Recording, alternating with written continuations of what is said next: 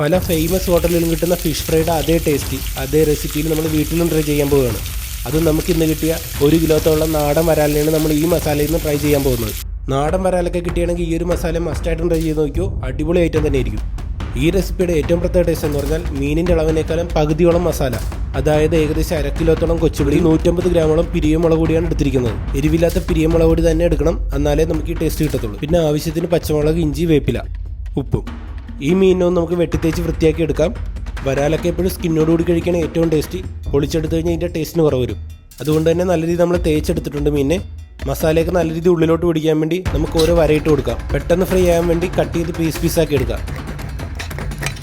പീസെല്ലാം തന്നെ വൃത്തിയാക്കി നമ്മൾ ഒരു പ്ലേറ്റിലേക്ക് എടുത്തിട്ടുണ്ട്. മസാല നമ്മൾ നല്ല രീതിയിൽ തന്നെ അരച്ചെടുത്തിട്ടുണ്ട്. വരാലിൻ്റെ മുകളിലേക്ക് നമുക്ക് തേച്ച് പിടിപ്പിച്ച് കൊടുക്കാം.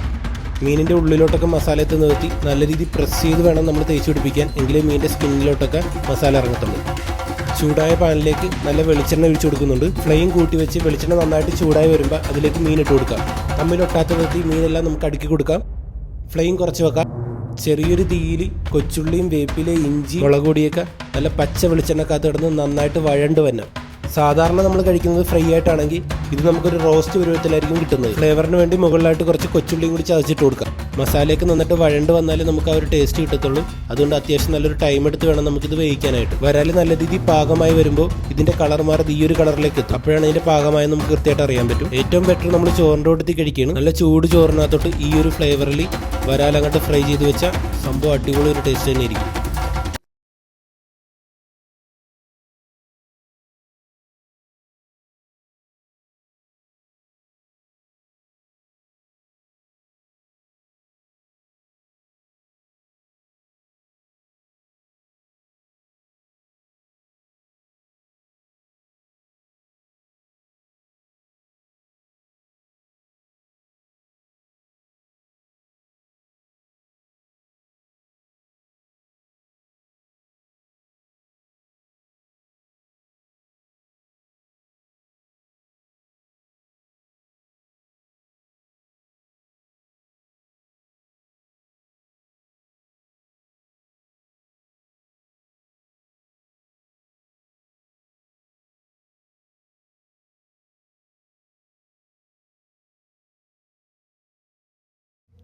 നല്ല രീതിയിൽ മസാലയുടെ പച്ചപ്പൊക്കെ പോകണം.